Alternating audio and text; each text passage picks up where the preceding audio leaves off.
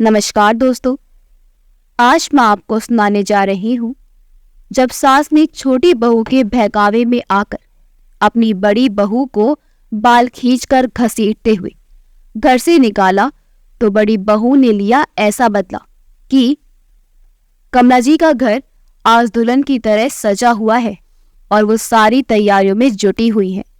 जल्दी करो, ये लाओ वो लाओ, इधर आओ उधर जाओ, बस यही आवाजें कमला भवन में गूंज रही थी। मजली बहू, सुनो, इधर आना। अरे माँ जी तो तैयार भी नहीं होने दे रही, बार बार काम पर लगा देती है, तो मैं खुद कब तैयार होंगी। बड़बड़ाते हुए चूड़ियों का डिब्बा टेबल पर रखा और सिर पर आंचल रखकर, हाँ माँ जी आई, मजली बहू ने कहा। मजली बहू, क्या कर रही हो तुम? देखो सबने नाश्ता किया या नहीं? सब खुद में ही लगे रहोगे? कितना मेकअप करोगे तुम सब? बच्चों ने कुछ खाया या नहीं? चिंता है किसी को? बारात निकलने वाली है, पता नहीं वहां कैसा इंतजाम होगा। मेरा तो जी घबरा रहा है। बस अब ठीक से हो जाए। दूसरी जाति वाले हैं, पता नहीं उनके में कौन कौन से रीति रिवाज होते होंगे। मेरी तो सारी इच्छा धरी की धरी रह गई, कमला जी ने कहा। माँ जी, आप चिंता मत कीजिए, सब अच्छे से हो जाएगा। देवर जी की पसंद अच्छी है, फोटो में तो बड़ी सुंदर लग रही है देवरानी जी। परिवार भी अच्छा ही लग रहा है। फिर आपके बड़े बेटे उनके पिता को हमारे सभी रीति रिवाज समझा देंगे। सब ठीक ही होगा, आप आराम से बैठिए, मैं आपके लिए चाय लाती हूँ, मजली बहू ने कहा। नहीं, रहने दे, पहले देख सबने कुछ खाया या नहीं, कमला जी ने कहा। माँ जी, सबने नाश्ता कर लिया है, बस थोड़ी देर में निकलने वाली है बारात, मजली बहू ने कहा। अच्छा चल, ले आ मेरे लिए एक कप चाय, अच्छी सी बनाना। सुबह तो पता नहीं किसने बनाई थी, इतनी घटिया चाय थी, अभी तक जी मचल रहा है। थोड़ा मीठा ज्यादा डालना, फीकी चाय बेकार लगती है, कमला जी ने कहा। माँ जी, फिर आपका शुगर बढ़ जाएगा, अभी स्वस्थ रहना है ना आपको, तो मीठा बिल्कुल बंद, मजली बहू ने कहा। मजली, एक कप मीठी चाय पीने से कुछ नहीं होगा, छोटे बेटे की शादी है, मीठा तो बनता है। ठीक है माँ जी, लाती हूँ, सबसे पूछ भी लेती हूँ किसी ने चाय पीनी हो तो। वैसे अभी तो सब लोग कोल्ड ड्रिंक पी रहे थे। भाभी, मेरे लिए एक कप, मेरे लिए भी गौरी, एकदम कड़क। दीदी, मैं भी पीऊंगी। अच्छा लाती हूँ सबके लिए। पल्लू ठीक करते हुए गौरी घर की मंजली बहू किचन में गैस पर चाय का पानी चढ़ाते हुए सोच रही थी कि चलो छोटी देवरानी आ जाएगी तो मुझे भी थोड़ा आराम मिलेगा घर के कामों से, फिर मैं अपने लिए समय निकाल पाऊंगी। सारा दिन घर के काम में लगी रहती हूँ, समय ही नहीं मिल पाता किताबें पढ़ने का। गौरी को पढ़ने लिखने का बहुत शौक था, बहुत बड़े तो नहीं पर सपने तो उसकी आंखों ने भी देखे थे। कुछ बनने के, सरकारी नौकरी के लिए बहुत मेहनत की, सभी प्रतियोगी परीक्षाओं के फॉर्म भर भी कुछ परीक्षा दे पाती और कुछ नहीं, पर शायद किस्मत में उसके भगवान ने कुछ और ही लिख कर रखा था। वैसे गौरी को ये लगता था कि अपनी किस्मत हम खुद लिखते हैं, फिर क्यों हर बार कुछ ना कुछ कमी रह ही जाती थी।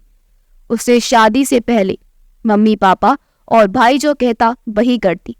मम्मी पापा ने उसे पढ़ने से कभी नहीं रोका, बल्कि हमेशा उसका हौसला बढ़ाते। पापा तो चाहते थे बेटी बड़ी अफसर बने। उनके ही इंस्टीट्यूट से MBA करके, पर मम्मी इसके लिए तैयार नहीं हुई। बेटी शादी से पहले हमसे दूर जाकर पड़ी, इस बात पर तो उन्होंने घर में अनशन ही कर दिया था, और भाई तो उसकी पढ़ाई के लिए एकदम खिलाफ था। भाई हमेशा कहता, अब बड़ी हो गई है, इसकी शादी करवा दो, बेकार पढ़ाई पर इतना पैसा खर्च करना, कल को दहेज के लिए भी तो जोड़ना होगा। छोटी तीनों BCom कर लिया ना, बस हो गई तेरी पढ़ाई पूरी, अब सिलाई सीख ले, कल ही तेरा नाम लिखवा आता हूँ। मेरी दुकान के पास ही एक बड़ा सा सिलाई सेंटर है, जहाँ बहुत सारी लड़कियां आती हैं सीखने। अपने अतीत में डूबी गौरी वर्तमान में लौटती है, जब दीपा किचन में गैस बंद कर कहती है, चाची ये क्या, अब आप तक तैयार नहीं हुई? जाइए जल्दी से तैयार हो जाइए, इधर मैं संभाल लेती हूँ। सबको ऐसी चाय पिलाऊंगी कि नहीं नहीं दिशा, माँ जी गुस्सा हो जाएंगी। बस चाय बन ही गई है, मैं सबको देकर आती हूँ, फिर तैयार हो जाऊंगी। आप जाओ। चाची, मैं यहाँ संभाल लूंगी, कहकर लगभग धक्का मारते हुए गौरी को रसोई से बाहर ले जाती है। अच्छा ठीक है दिशा, बस 5 मिनट में तैयार होकर आती हूँ। हाँ हाँ, जल्दी जाइए, अच्छे से तैयार हो ना। बैंड बाजे वाले भी आ गए हैं और हॉल में पहले हम सब खूब डांस करेंगे, फिर जाएंगे बारात पे। आप भी चलिएगा हमारे साथ, खूब एंजॉय करेंगे। नहीं, माँ जी ने मना किया है हम बहू को जाने से। हमारे घर में औरतें नहीं जाती, तुम लोग जाओ। तभी कमला जी ने आवाज लगाई, गौरी मेरी चाय कहाँ है? अभी तक चाय नहीं बनी। लाई माँ जी। गौरी सिर पर पल्लू संभालते हुए फटाफट चाय कप में छानने लगी। आप लगी रहिए पूरी जिंदगी किचन में ही। गुस्से में पैर पटकती दिशा चली जाती है। अब कैसे समझाऊं इसे, मेरा गहना, मेरी पूजा, अब बस यही किचन और घर है। गौरी के चेहरे पर एक हल्की सी मुस्कान आ जाती है। सबको चाय देने के बाद वे बच्चों के कमरे में आ गई। दोनों बेटे शेरवानी में बड़े ही प्यारे लग रहे थे। ड्रेसिंग टेबल पर रखी काजल की डिब्बियां से उंगली में काजल ले दोनों बेटों के कान के पीछे लगाते हुए गौरी कहती है, कहीं नजर न लगे मेरे बेटों को। चाचा की शादी में जा रहे हो और दूल्हा तो तुम्हें ही दोनों दिख रहे हो, मेरे 2 अनमोल रतन। गौरी मन ही मन खुश होते हुए साड़ी चेंज करने अपने कमरे में आ गई। आसमानी रंग की जरी वाली साड़ी, गोल्डन ब्लाउज और मेकअप के नाम पर मांग में लाल सिंदूर और माथे पर मैरून रंग की बिंदी, रंग सांवला, उस पर लंबे काले बाल और मदहोश कर देने वाली कजरारी आंखें। गौरी जैसे ही कमरे से निकलने लगी, दिशा और उसकी छोटी बहन रिया कमरे में आ गई। अरे वाह चाची, ये साड़ी का रंग और फुल स्लीव का ब्लाउज मस्त लग रहा है, पर ये क्या, मेकअप नहीं किया? कम से कम आज तो लिपस्टिक लगा लीजिए। और देखिए हम क्या लाए हैं आपके लिए। रिया अपने बैग जो उसने एक कंधे पर टांगा हुआ था, उसमें से एक गजरा निकाल कर गौरी के बालों में लगा दिया। सांप की तरह लटकती लंबी चोटी पर जूही के फूलों वाला सफेद गजरा बहुत ही सुंदर लग रहा था। वाह चाची, आपके बाल बहुत सुंदर है, पर इन्हें खुला ही रखती। दिशा और रिया ने जब एक बार कहा तो गौरी बोली, ना बाबा ना, बाल संभालू या सिर पर पल्लू?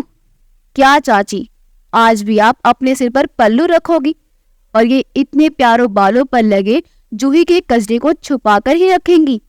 आज तो अपने सिर को आजाद खुली हवा लगने दीजिए। रिया ने अपने दोनों हाथों को फैलाते हुए कहा, मम्मी, बुआ और बड़ी चाची सब आपका आंगन में इंतजार कर रही हैं, जल्दी जाओ। वंश दौड़ता हुआ आया, रुक छोटे, तुम जाओ, हम चाची को बस 5 मिनट में लेकर आते हैं। कहते हुए दिशा और रिया ने अपनी मेकअप किट निकाली और गौरी के होठों पर मैरून लिपस्टिक लगाई। दोनों अपनी कलाकारी दिखाने लगी तो गौरी हाथ जोड़कर बोली, बस हो गया मेरा मेकअप, और कितना रंगोगे मुझे? फिर धीरे से बुदबुदाते हुए खिड़की से बाहर नीले आसमान की तरफ देखते हुए बोली, भगवान ने मुझे रंगने में कोई कमी कहाँ छोड़ी। इस काले रंग पर पाउडर कितना भी लगाओ वो काला ही रहेगा। चाची, आप भी ना, आप नहीं जानती आज आप कितनी सुंदर लग रही हैं। कहते हुए दोनों बहनें एक दूसरे को देख मुस्कुराईं।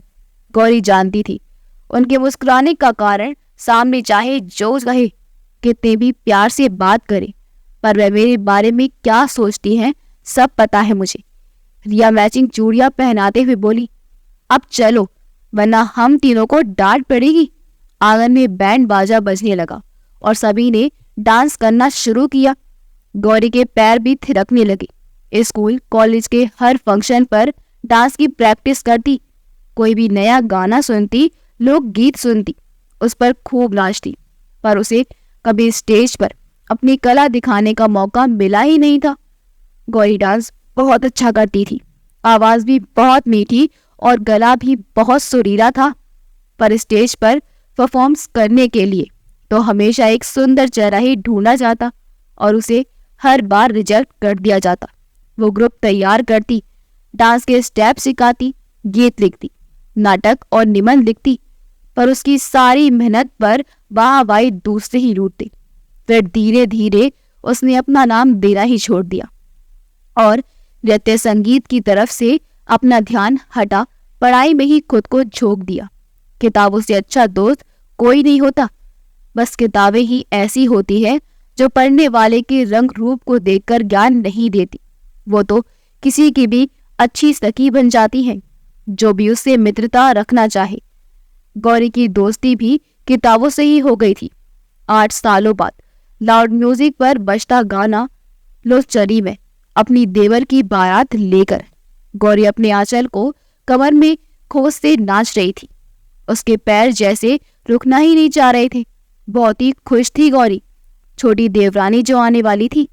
गौरी अपने दोनों जेठानी की तरफ देखते हुए मन ही इतराती है, अब मैं भी जेठानी बनूंगी। पर उसकी वो खुशी कब तक रहेगी वो नहीं जानती थी। पढ़ी लिखी सरकारी नौकरी करने वाली देवरानी आ रही है तो मुझे जरूर समझेगी और मेरी भी इज्जत करेगी। यहाँ तो सब हमेशा बेइज्जती करने के मौके ही ढूंढते हैं। घंटे भर बैंड बाजा बजता रहा और सब ने खूब नाचा। अब यही नाचती रहोगी तुम सब और शादी का मुहूर्त निकल जाएगा। बड़े जेठ जी की आवाज सुनते ही गौरी अपना पल्लू सिर पर रखती है। तभी छोटी जेठानी कोनी मारते हुए कहती है, आज आजादी है, छोटे देवर जी की शादी है, मैं तो नहीं रखने वाली सिर पर पल्लू, सारे बाल और ये गजरा खराब हो जाएगा। ठीक है दीदी, आपको जैसा ठीक लगे, पर माँ जी नाराज ना हो जाए, गौरी ने कहा। होने दो, ये दिन क्या रोज रोज आएगा। आज की सारी फोटो और वीडियो में अच्छी फोटो आनी चाहिए। बैंड बाजे के साथ बारात जा चुकी थी। गौरी, कमला जी और उनकी बड़ी बहन बारात में नहीं गई। कमला जी ने सभी औरतों को मना किया था, पर ना तो बेटियों ने बात सुनी और ना ही बड़ी दोनों बहुओं ने। तो दोनों पोती कैसे नहीं जाती अपने छोटे चाचा की बारात में। सबके जाने के बाद गौरी यहाँ वहां पड़े झूठे कप गिलास समेटने लगी। घर तो पूरा बिखरा पड़ा था। फटाफट सारे कमरों की चादरें बदली, सोफा कबर्ड ठीक किए। साफ सफाई करने के बाद जब गला सूखने लगा तो याद आया कि सुबह से कुछ खाया ही नहीं है। चाय और ब्रेड लेकर जैसे ही बैठी कि तभी सास ने आवाज दी, गौरी, दिशा और रिया को फोन कर पूछ ले, सब लोग पहुंच गए वहां पर, सबका स्वागत अच्छे से हो रहा है ना। हाँ माँ जी, करती हूँ फोन। प्लेट को टेबल पर रख फोन लगाने लगी। रिंग बजती रही पर किसी ने नहीं उठाया। अभी लगता है वहां कोई रस्म चल रही होगी। मैं थोड़ी देर में फिर से ट्राई करती हूँ। थोड़ी देर में व्हाट्सएप पर दिशा और रिया ने वीडियो और फोटो भेजना शुरू कर दी। गौरी ने सास और मौसी सास को वीडियो दिखाना शुरू किए। दोनों बहुत खुश हो रही थी। वहां की सारी रस्में जो यहाँ बैठे बैठे दिख रही थी। बीच बीच में दोनों बहनें कहती, अरे ये कौन सी रस्म है, ये हाथ में समधी ने क्या पकड़ा हुआ है, ठीक से दिख नहीं रहा। फिर गौरी फोटो को जूम करके दिखाती है। सारा दिन दोनों बहनें कभी गाती तो कभी अपने पुराने दिनों को याद करते हुए गौरी के फोन पर आते फोटो और वीडियो को देखती रही। बहू के गृह प्रवेश की रस्मों की तैयारी करती गौरी अपनी शादी वाला दिन याद कर रही थी। कितनी रोई थी वो, और उसके भतीजे भतीजी उसे पकड़कर। माँ के पास तो समय ही नहीं था उसके पास 2 पल बैठने का। वो तो शादी में आए रिश्तेदारों के साथ ही व्यस्त थी। किससे अपने मन की बात करती, कुछ समझ नहीं पा रही थी। नए लोग, नई जगह है, कैसे संभाल पाऊंगी सब कुछ मम्मी पापा के बिना। भतीजे भतीजी तो ये समझ ही नहीं पा रहे थे कि बुआ क्यों रो रही है। घर में पार्टी होगी और बुआ रो रही है तो वो भी रोने लगे। रो रो कर आंखें सूज गई थी और दोनों भतीजे और भतीजी तो गौरी की गोदी में सिर रखकर ही सो गए थे। फिर जब पार्लर वाली आई और उसे तैयार किया, उन सोची आंखों को मेकअप से सजाने की कोशिश करती रही जिसमें ढेरों सवाल थे। क्या विदाई के बाद मैं वाकई पराई हो जाऊंगी? क्या सब मुझे भूल जाएंगे? पापा की लाडली बेटियां थी, मेरी हर बात मानते थे पापा। फिर क्यों खुद से दूर कर रहे हैं? गौरी एक एक पल को महसूस कर रही थी जब पहली बार राज का हाथ उसके हाथ पर था। कन्यादान, फेरे, सारी रस्में और फिर विदाई। एक अनजाने के साथ अनजानी जगह है आना। सब कुछ कितना अजीब लग रहा था। राज और गौरी की अरेंज मैरिज हुई थी। गौरी पापा को राज बहुत पसंद था और गौरी की पसंद क्या थी किसी ने जानने की कोशिश ही नहीं की। पढ़ने लिखने की छूट थी पर सख्ती से पापा ने कहा था, तेरी शादी हमारी मर्जी से ही होगी। कुछ बोल ही नहीं पाई थी। वो आखिरी मुलाकात जय के साथ जब पापा रिश्ता तय करके आए थे, आंखों में आए आंसू को रोक नहीं पा रही थी। वर्तमान में लौटती गौरी के मन में बार बार यही बात आ रही थी कि आज देवर जी अपनी पसंद की लड़की से शादी कर रहे हैं। क्यों नहीं जय अपने माता पिता से अपनी शादी की बात कर पाया, और क्यों नहीं मैं मम्मी पापा को जैसे मिला पाई। रात 11 बजे दुल्हन को लेकर बारात लौट आई। सब दुल्हन की तारीफ कर रहे थे। सरकारी नौकरी और इतनी सुंदर। कमला जी तो बलाएं लेते ना थक रही थी। नई बहू को सोने की चूड़ियां पहनाई। सारी रस्में और संगीत से घर की रौनक बढ़ रही थी। सभी रस्मों में लगे थे और गौरी किचन में। किसी को कॉफी पीनी थी तो किसी के लिए हॉर्लिक्स। बस सबकी पसंद नापसंद का ध्यान उसे अच्छे से रहता था। उसे भी तो कमला जी ने मुंह दिखाई में चांदी पर सोने का पानी चढ़ा हार का सेट जिसमें काने के झुमके और अंगूठी थी दिया था। पर आज भी वह शब्द गौरी में कान में गूंजते हैं जब कमला जी के पास उसे ले जाया गया। छोटी बेटी गौरी का घूंघट उठा ही रही थी कि कमला जी बोल पड़ी, रहने दे छोटी, ये दे दे भाभी को। राज की दुल्हन के लिए बनवाए थे। इसके तो हाथ ही इतने काले हैं तो मुंह कैसा होगा। वैसे भी दूसरे की संतान मुझे नहीं सुहाती। काला रंग देखकर ही घिन आती है। वो तो इसका खानदान बहुत ही अच्छा है। किसी ने बताया ही नहीं था कि इसका रंग ऐसा है। ये शब्द तीर की तरह चुभ रहे थे और बार बार सोचने पर मजबूर कर रहे थे। फिर क्यों दूसरे की संतान को अपने घर की बहू बना रही हैं? क्या पापा ने सच में मेरे रंग रूप के बारे में नहीं बताया था? आज भी तो दूसरे की संतान पर अपना प्यार लुटा रही है। छोटी बहू गौरी है, सुंदर है, सरकारी नौकरी करती है। कई कारण है जो कमला जी को भी इतनी पसंद आई कि इतने महंगे सोने के कंगन उसे पहनाकर गले से लगाया। खुद को अतीत की यादों से निकालते हुए गौरी संभालने की कोशिश कर रही थी। मुझे इससे फर्क नहीं पड़ता और ना ही पड़ने दूंगी। मन में ठान कर किचन का काम पूरा कर वो भी नए जोड़े की रस्मों में शामिल हो गई। उसने भी अपने पैसे जमा करके एक चांदी की पायल, बिछिया और साड़ी देवरानी के लिए खरीदी थी। वो दिखाई में नई बहू को देते वक्त उसकी आंखों में वह पड़ रही थी जो नई बहू के मन में चल रहा था। शादी के 4 दिन बाद रिसेप्शन था। कमला जी और उसके चारों बेटों ने इस शादी पर खूब खर्च किया था। पार्टी की तैयारी भी जोरों पर थी।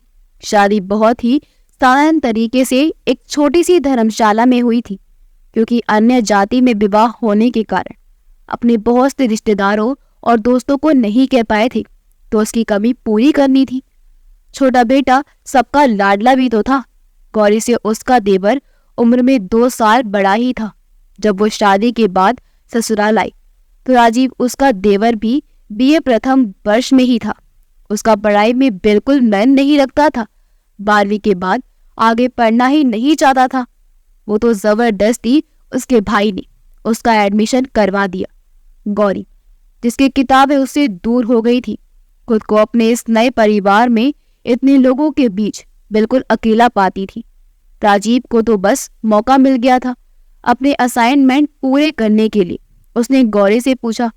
जब राजीव ने अपनी किताबें और नोटबुक गौरी के हाथ में थमाई तो उन्हें देखकर गौरी सोचने लगी कि पॉलिटिकल साइंस, हिस्ट्री ये तो मैंने कभी नहीं पढ़े थे। कोई बात नहीं भाभी, आपको बस देखकर लिखना ही तो है, राजीव ने कहा। अब जब भी समय मिलता गौरी देवर जी के असाइनमेंट तैयार करती। कॉमर्स की स्टूडेंट को इतिहास और राजनैतिक विज्ञान में ही जिज्ञासा बढ़ने लगी। उसे देवर जी की किताबें पढ़ना, नोट्स बनाना, प्रश्नों के उत्तर ढूंढना बहुत अच्छा लगता। पर एक दिन जब गौरी के जेठ जी को पता चला तो गौरी को भी डांट पड़ी। बहू, ये क्या कर रही हो? राजीव अपना काम तुमसे करवाता है और खुद दोस्तों के साथ समय बर्बाद करता है। उसे कुछ समझ नहीं आए तो मदद मांगी। ये क्या कि सारा लिखने का काम तुमसे करवाता है? उन्होंने अपने छोटे भाई पर भी बहुत गुस्सा किया। उम्र में तो तुझसे छोटी है और एमकॉम फाइनल में है, और एक तू भी बीए में। ये चौथी बार तेरा एडमिशन करवाया है। उस दिन के बाद तो राजीव अपनी छोटी भाभी को अपना दुश्मन ही समझने लगा था।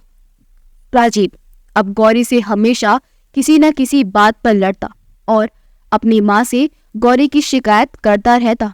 देवर के रूप में एक भाई, एक दोस्त देखा, वो भी कुछ ही महीने में दुश्मनी निभाने लगा। तब गौरी बहुत उदास रहती। उस समय उसे अपनी माँ से मिले हुनर की याद आई। उसने अपने सास और दोनों ननदों की साड़ियों में फॉल लगाना शुरू किया। किताबों की जगह माँ ने उसके बैग में ऊन सिलाई और सुई धागा, कैंची जो दिया था वही उसका सहारा बनी।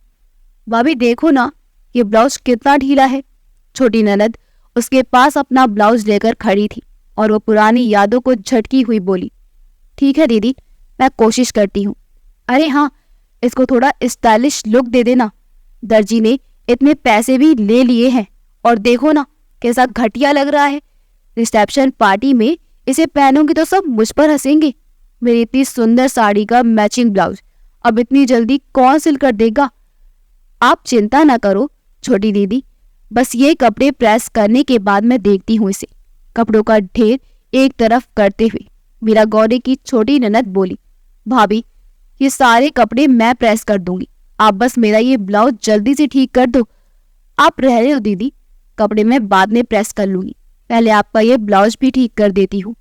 उसकी बाजू भी बहुत ज्यादा ढीली थी तो गौरी ने अपना क्रिएटिव माइंड लगाया तो वो ब्लाउज एकदम स्टाइलिश लगने लगा।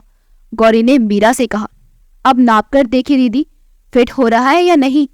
जब गौरी ने मीरा को उसका ब्लाउज पकड़ाया तो वो हैरान हो गई। अरे भाभी, आप नया मंगवा लाई क्या? नहीं नहीं दीदी, ये तो वही है जो आपने दिया था, गौरी ने कहा। कमाल का हुनर है आपके पास, अब तो पार्टी में सबसे स्टाइलिश मैं ही लगूंगी, मीरा ने कहा। रिसेप्शन पार्टी बहुत धूमधाम से संपन्न हुई। नई बहू के तेवर पहले दिन से ही गौरी भाप गई थी। पहली रात जब घर के मंदिर में रस्मों के बाद उसे कमरे में भेजा गया तो उसका पहला सवाल था, क्या मैं नाइटी पहन लूं? इतने भारी लहंगे में बहुत ही अनकंफर्टेबल फील हो रहा है, गौरी ने समझाते हुए कहा। अपने कमरे में ही रहना, बाहर नाइटी पहनकर नहीं निकलना, सासू माँ को पसंद नहीं है।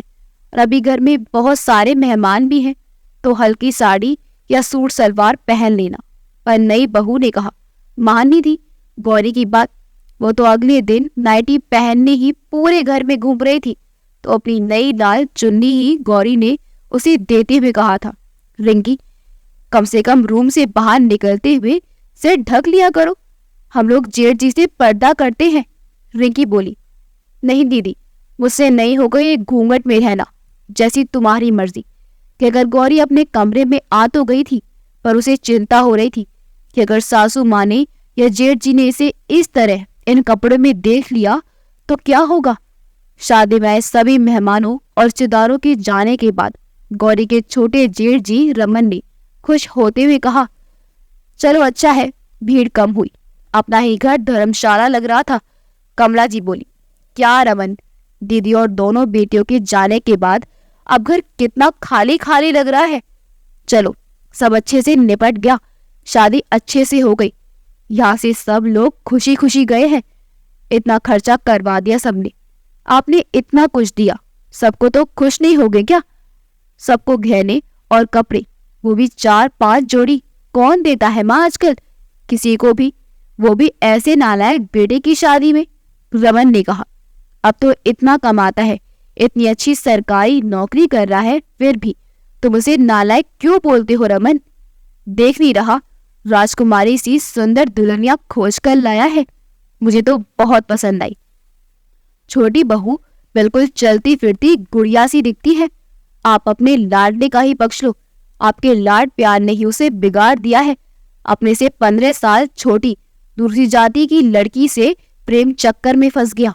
अब मेरी बेटों की शादी में कितनी अड़चने आएंगी, आपको अंदाजा भी है। इतने सालों से शादी के लिए मना कर रहा था, और अब जब दोनों भतीजे शादी लायक हो गई है तो इसे दूल्हा बनने की सोची। सब कितना हंस रहे थे माँ, आप नहीं जानती, रमन ने कहा।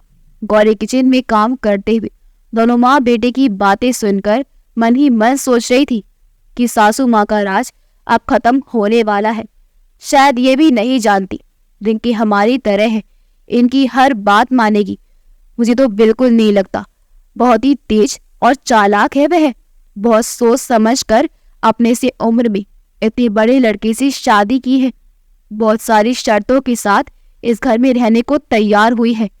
बता रही थी कि अपनी सैलरी के सारे पैसे पहले की तरह अपने पापा के खेत में ही भेजेगी। रिंकी के पिताजी की नौकरी 5 साल पहले ही छूट गई थी।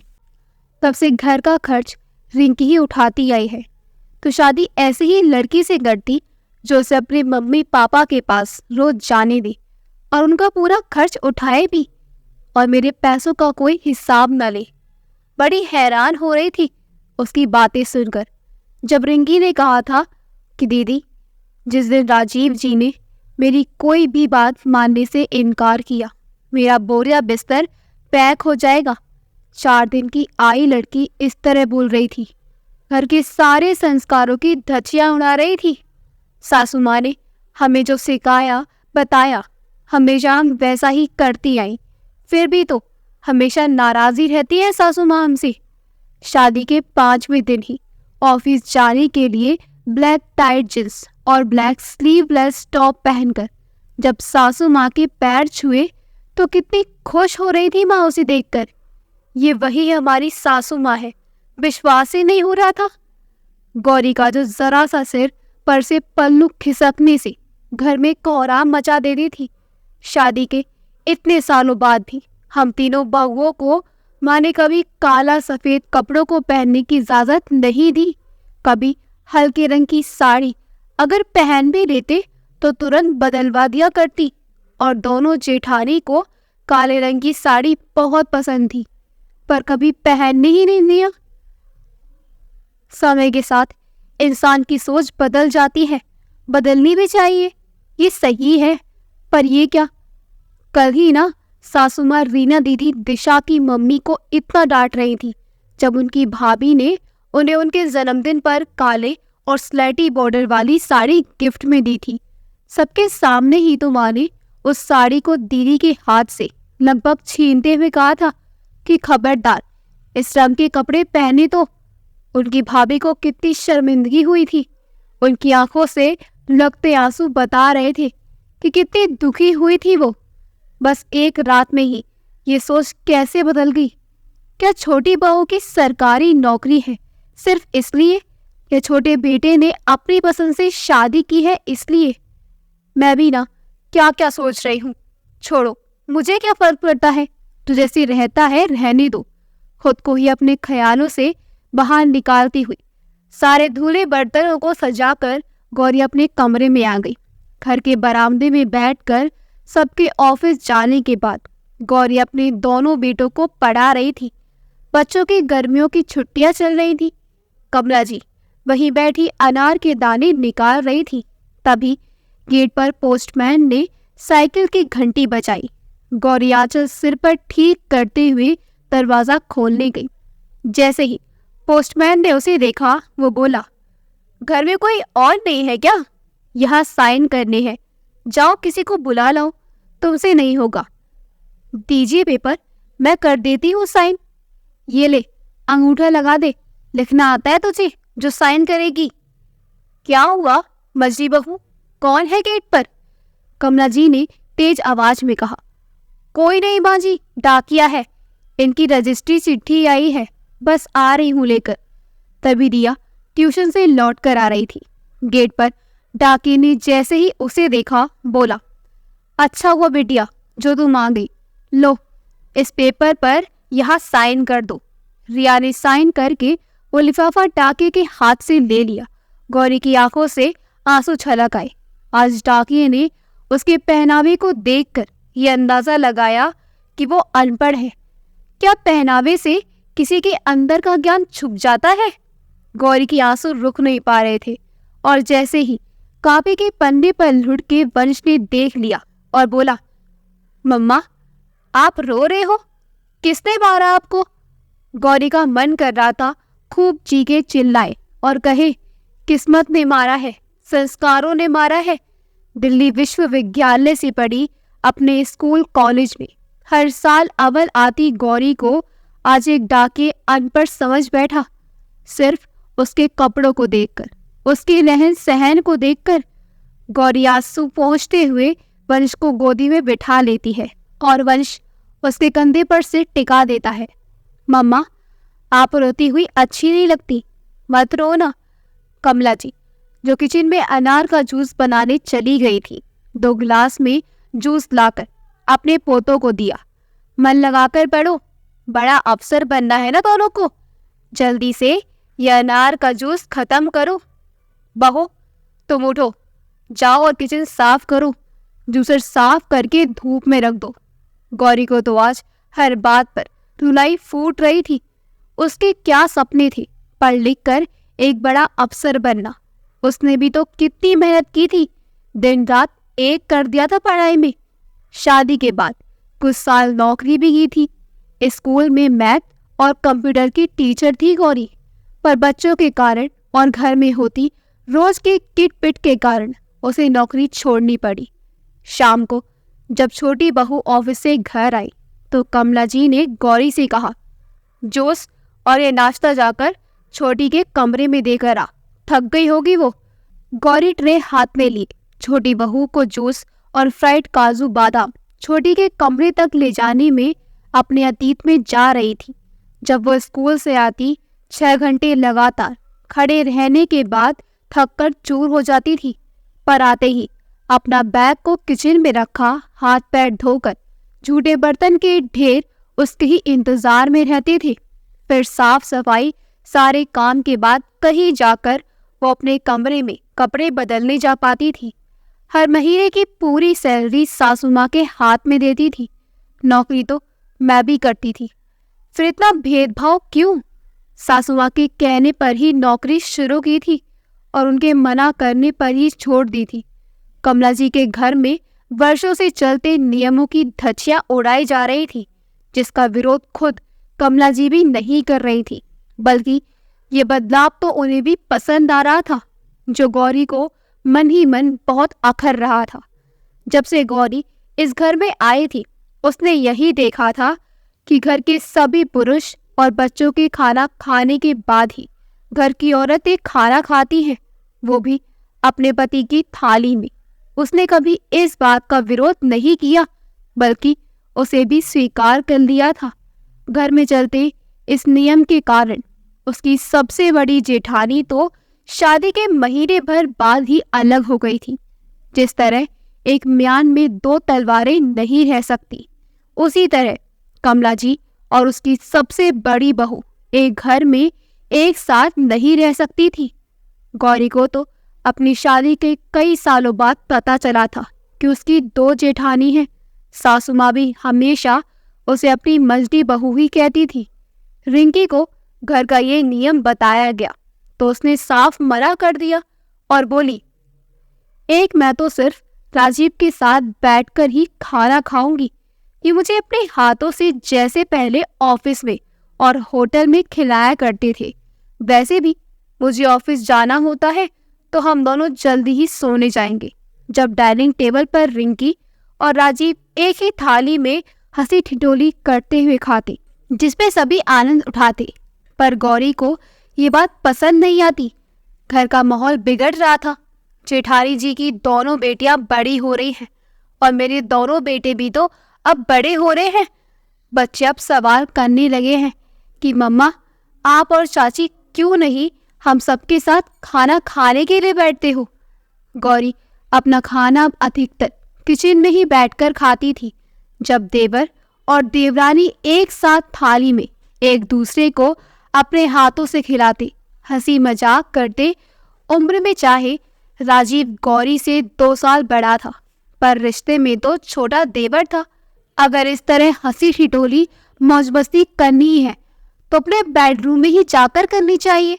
ये बात वह धीरे से कई बार अपनी जेठानी के कानों में डाल चुकी थी। ये सब देखकर दिशा, रिया की मम्मी को भी बड़ा मजा आता था। गौरी क्यों परेशान होती है, समय बदल रहा है, आजकल के बच्चे ऐसे ही होते हैं। अच्छा, तो क्या देवर जी आजकल के हैं और हम प्राचीन युग के हैं? खुद के ही इस प्रश्न पर हंसी आ जाती। एक दिन जब रात काफी हो चुकी थी, राजीव और रिंकी जब 1 घंटे से खाने की थाली लिए मौज मस्ती में लगे थे, कभी रिंकी राजीव को चुटकी काटती तो कभी राजीव उसके गालों पर चुटकी काटता। गौरी ने अपने खाने की थाली लेकर किचन में ही खाना शुरू किया, जिसे देखकर कमला जी बोली, अरे गौरी, दोनों तेरा खाना छीन थोड़ी लेंगे जो तू यहाँ अकेले बैठकर खा रही है। क्या हो गया है माँ जी आपको? क्या आप कुछ दिखाई नहीं दे रहा आपको?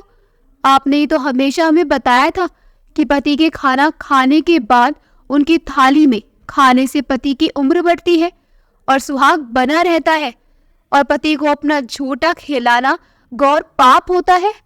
मेरी तो शर्म से गर्दन झुकी जाती है ये सब देखकर। कभी अपनी बहन भाभी को और यहाँ भी जेठानी ननद, किसी को ऐसा नहीं देखा।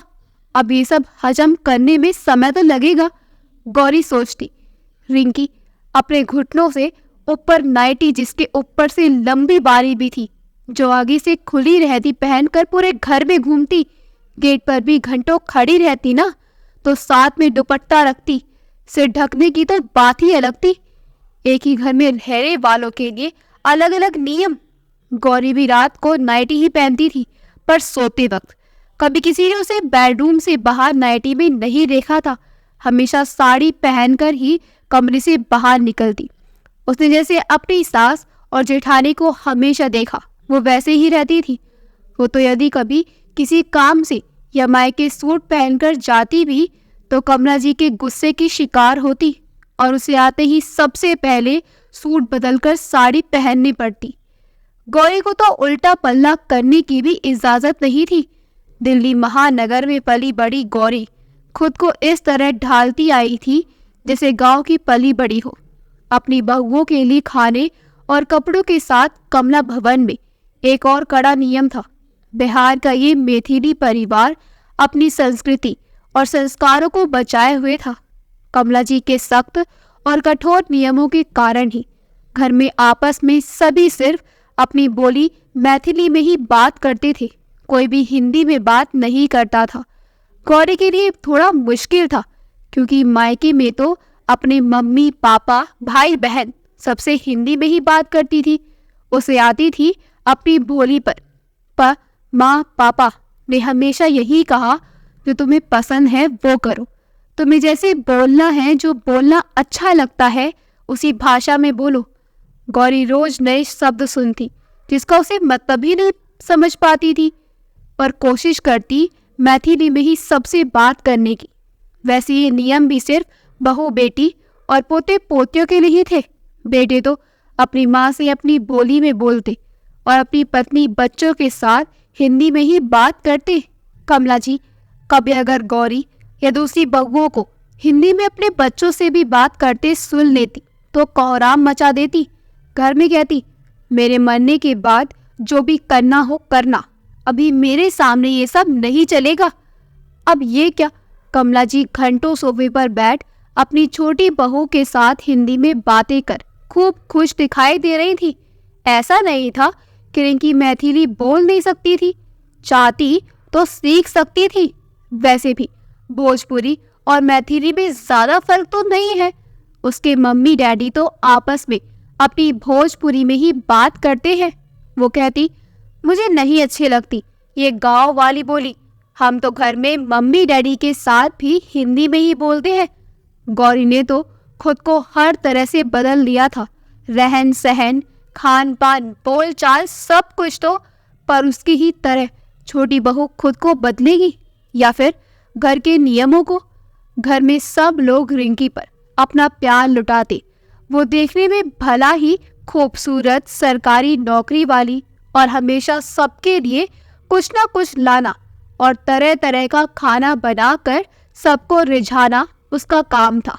जब भी उसके ऑफिस की छुट्टी होती तो अपनी पसंद का खाना बनाती, कभी डोसा इडली तो कभी चाउमीन पास्ता।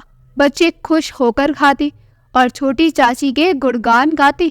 जब रात का खाना रिंकी बनाती, खूब मसालेदार और तीखा, जो राज, उनके बड़े भाई और गौरी से बिल्कुल नहीं खाया जाता।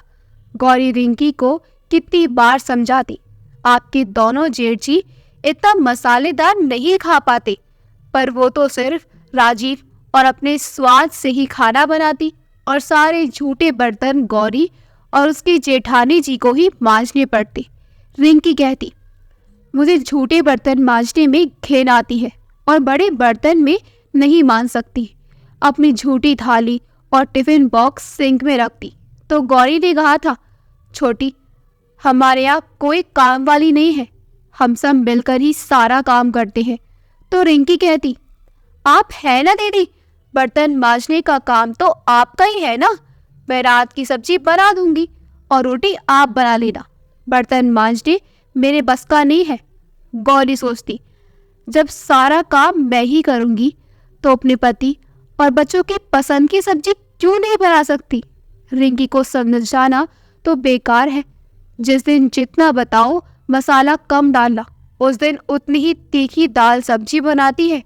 दिन का खाना बड़ी बहू दूसरे नंबर वाली ही बनाती थी, जो अपनी और अपने पति बच्चों की पसंद का होता था। कमला जी की सबसे बड़ी बहू बेटा तो अलग ही रहते थे। रिंकी घर की छोटी बहू के आने के बाद से अब बड़ी बहू का भी कमला भवन में आना जाना बढ़ गया था। उसे तो टीवी पर सीरियल देखने से ज्यादा मजा रिंकी और राजीव की चूहलबाजी प्रेम लीला देखने में आता था। बड़ी बहू भी अपनी टूटी फूटी हिंदी में छोटी बहू के साथ खूब बातें करती, पर जैसे ही गौरी को देखती किसी न किसी बात पर डांट देती और छोटी बहू के सामने उसकी बेइज्जती करने से बाज नहीं आती। कभी कभी गौरी को लगता वो इस ग्रह की प्राणी है ही नहीं, दूसरे ग्रह से आई है।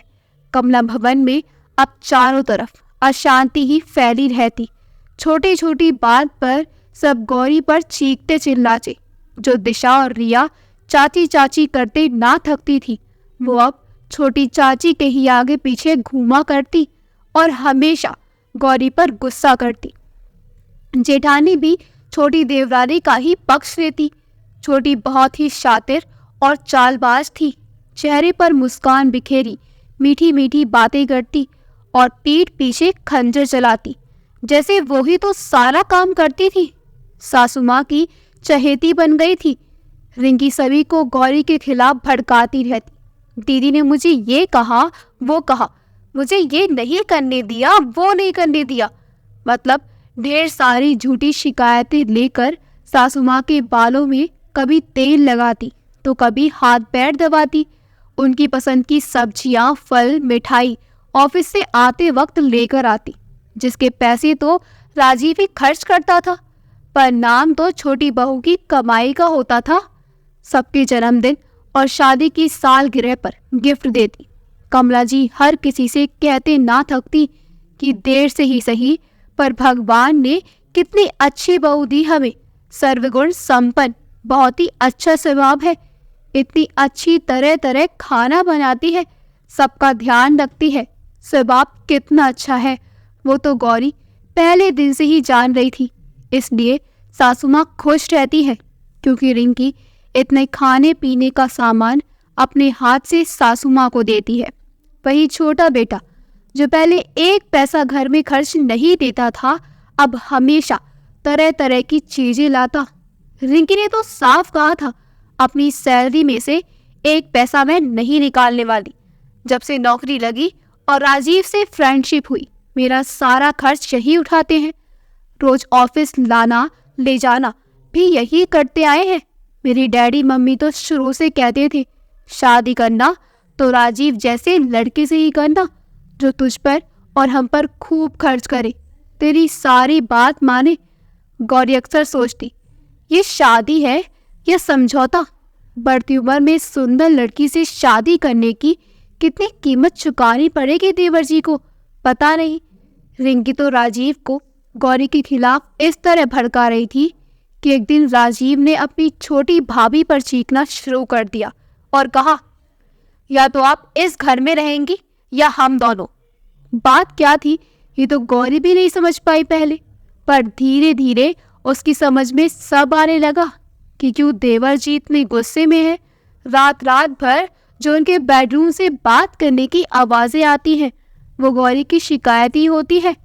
एक दिन जब रिंकी के मम्मी डैडी और बहन उससे मिलने आए तो रिंकी ने उनको भी गौरी की झूठी शिकायतें की और राजीव को तो रो रो कर मनगढ़ंत कहानियां सुनाई कि गौरी दीदी मुझे खाना नहीं बनाने देती, बर्तन मांजने और वॉशरूम साफ करने को कहती है। आप ही बताइए मैं ये सब कैसे कर सकती हूँ?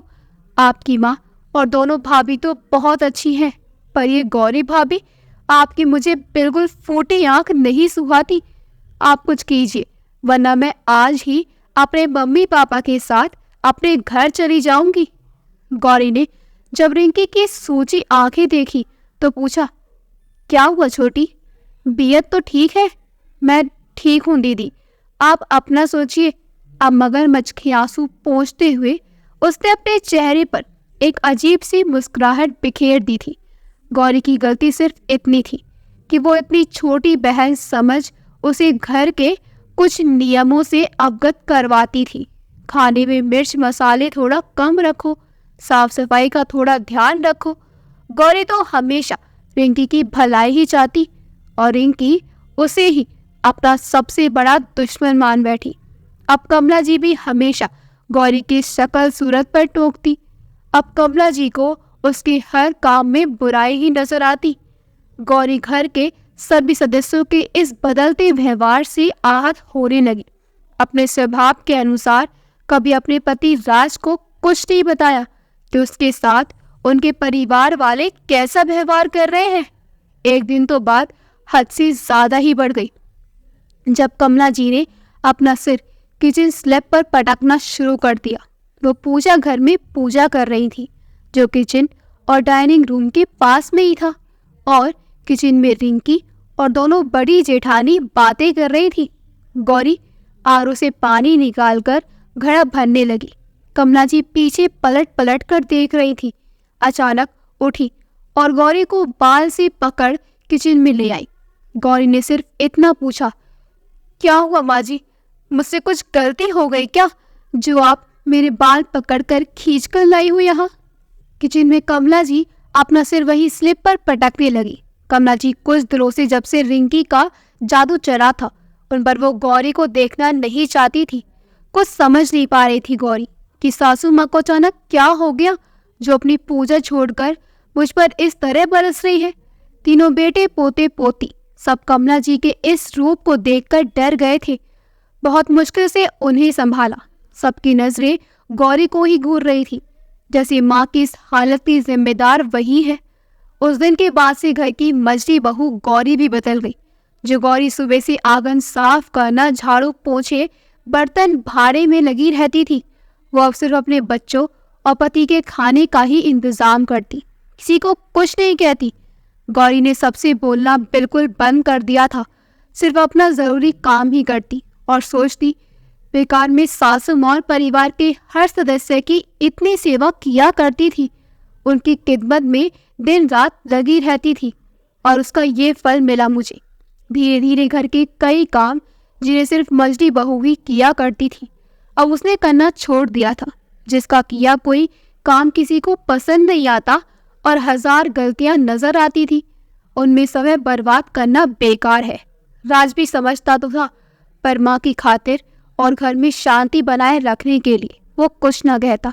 उसने गौरी के जन्मदिन पर एक स्मार्टफोन दिया और कहा, खाली तो तुम बैठ नहीं सकती तो इसी के साथ मन बहलाया करो।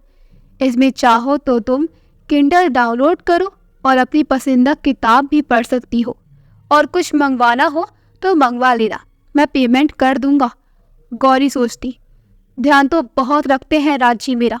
गौरी इसी में बहुत खुश थी। अब समय ज़्यादा मिलने लगा तो अपने पसंदीदा लेखकों की किताब पढ़ती और अपनी मनोभावों को डायरी में लिखने लगी। गौरी ने ऑनलाइन कई साहित्य के मंचों पर लिखना शुरू किया। ऑनलाइन काव्य सम्मेलनों में भाग लेने लगी। गौरी खुद में बहुत बदलाव महसूस कर रही थी। गौरी काफी समय से मायके नहीं गई थी। हमेशा कमला जी कोई न कोई बहाना बनाकर उसे मायके जाने से रोकती रहती थी। राज ने एक शाम को उसके हाथ में दिल्ली की टिकट और उसकी पसंदीदा आइसक्रीम पकड़ाई और कहा, कुछ दिन मम्मी के पास चली जाओ, उनकी सेवा कराओ, थोड़ा चेंज भी हो जाएगा और मम्मी जी को अभी तुम्हारी जरूरत भी है। यहाँ की चिंता मत करो, माँ की नई फेवरेट बहू है ना, सब संभाल लेगी वो। थोड़ी दूरी रिश्तों में ज़रूरी है, तभी हमें एक दूसरे की अहमियत पता चलती है। आप ठीक कहते हैं राजी, मेरा भी बड़ा मन कर रहा है मम्मी से मिलने का।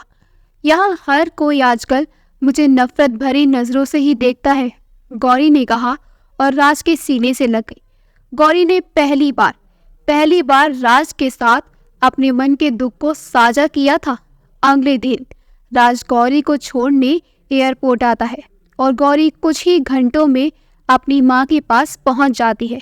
अचानक बिना बताए गौरी के आने पर उसकी मम्मी बहुत खुश होती है, लेकिन मन की डर को छुपा नहीं पाती और गौरी से पूछती है, बेटा सब ठीक तो है ना? दामाद जी नहीं आए और तूने आने की खबर नहीं दी, अंश और वंश भी नहीं आए। मम्मी सब ठीक है, दोनों बच्चे छोटी बुआ के घर छुट्टियां मनाने चले गए हैं और इनके पास समय नहीं था। बहुत दिन हो गए थे ना मम्मी तुमको देखे हुए, बस इसलिए राज जी ने मुझे तुम्हारे पास भेज दिया। तबीयत कैसी है अब तुम्हारी? गौरी ने कहा, अरे अब तुझे देखकर तो बिल्कुल ठीक हो गई हूँ। तेरे आते ही अब सारी बीमारी दूर हो गई है। 1 महीने माँ के पास रहकर गौरी खुद को तरोताजा महसूस कर रही थी। बेटियां अपनी सास में माँ को खोजती हैं, निस्वार्थ भाव उनकी सेवा करती हैं। फिर वही माँ जो अपनी बेटियों और एक बहू के लिए अलग व्यवहार और दूसरी के साथ भेदभाव रखती है। सच ही है कि औरतों की असली दुश्मन तो औरत ही होती है। एक दूसरे को नीचा दिखाने में वह खुद कितने गिर जाती है ये जान भी नहीं पाती। गौरी के मायके जाने के बाद कमला भवन में सब बदला बदला नजर आने लगा। रिंकी ने तो एक दिन रात का पूरा खाना क्या बनाया, अगले दिन ही अपने मायके चली गई। अब घर के सभी काम का भार दिशा की मम्मी पर आ गया। एक दिन बाथरूम में उसका पैर फिसल गया और हाथ में फ्रैक्चर हो गया। अब कमला जी का बुरा हाल था, उसे अपनी मंजली बहू की याद आने लगी। कमला जी गौरी को फोन कर रोने लगी, माफ कर दे बिटिया, मुझे तुझ पर कितने जुल्म किए मैंने, हमेशा डांटा फटकारा। वो छोटी बहू मेरे कान भरती रही और मैं भी तुझे सताती रही। माफ कर दे मंजली बहू मुझे, अब आ जा और अपने घर गृहस्थी संभाल। अपनी मम्मी के पास गौरी का मन ही नहीं लग रहा था। बस सोचती रहती कि अब रात समय पर खाते होंगे या नहीं। बच्चे की भी छुट्टियां खत्म होने वाली है और वो बुआ के घर से आ जाएंगे। गौरी अगले ही दिन अपने ससुराल वापस चली गई। वहां अचानक कमला जी की तबीयत भी बिगड़ गई थी। उन्हें आईसीयू में एडमिट किया गया था। 1 महीने में ही घर की हालत बहुत ही बिगड़ गई थी। गौरी ने आते ही पहले की तरह सब संभाल लिया, लेकिन अब राज ने एक मेड को भी रख लिया जो घर की साफ सफाई और बर्तन साफ करती थी। कुछ ही दिनों में कमला जी की हालत में सुधार हुआ और वो घर आ गई। दिशा की मम्मी का भी फ्रैक्चर ठीक हुआ। गौरी के प्रति जो सबके मन में छोटी बहू ने कचरा भर दिया था वो साफ हो गया था। मन में मैल तो रिंकी के ही था जो सारे गहने जेवर लेकर चली गई और अगले ही दिन राजीव को डिवोर्स के पेपर भेज दिए। मंजली बहू टूटे हुए रिश्तों को जोड़ने की कोशिश कर रही थी। सास बहू का रिश्ता माँ बेटी के सम्मान ही होता है। उनकी सेवा के लिए अपनी बीमार माँ को छोड़ वो सास के पास आ गई। कुछ ही महीनों में सब सामान्य हो गया। अब गौरी अपने लिए भी समय निकालती और अपने लेखन के सफर को जारी रखा। एक दोपहर पोस्टमैन ने घंटी बजाई और गौरी अपने उसी वेशभूषा, वही सीधे पल्लू की सूती साड़ी, सिर पर आंचल रख जब गेट खोला, डाकिया बोला, रजिस्ट्री है, साइन चाहिए, बुलाइए किसी को। गौरी ने कहा, किसके नाम से है रजिस्ट्री? तो डाकिया ने बताया कि गौरी मिश्रा के नाम की है। लाइए चाचा, मुझे दीजिए, मैं ही गौरी मिश्रा हूँ। जब गौरी ने डाकिये से पेपर पेन लिए, इंग्लिश में साइन किए, डाकिया हैरान था। चाचा जी, वेशभूषा पर मत जाइए, देखिएगा इसमें क्या है। गौरी ने वो लिफाफा खोला जिसमें गौरी के काव्य संग्रह की किताब थी और साथ में 33,000 का एक चेक वो पब्लिशर ने भेजा था। किताब के पीछे गौरी की तस्वीर और उसका परिचय लिखा था। पहचान किसी की बाहरी रूप, रंग और कपड़ों से नहीं होती चाचा। रुकिए, मिठाई खाकर जाना। गौरी ने कमला जी के पैर छूकर आशीर्वाद दिया। कमला जी ने उसे गले से लगा दिया और बोली, मंजरी, तेरे सपनों को पूरा करने का समय आ गया है। खूब मेहनत कर और नाम कमा बेटा। अब उस घर में सब हंसी खुशी और प्यार से रहने लगे। अगर आपको हमारी कहानी अच्छी लगी हो तो हमारे वीडियो को लाइक करें, शेयर करें और हमारे चैनल योगी वॉइस को सब्सक्राइब कर दें। मिलते हैं अगली वीडियो में। आपका बहुत बहुत धन्यवाद।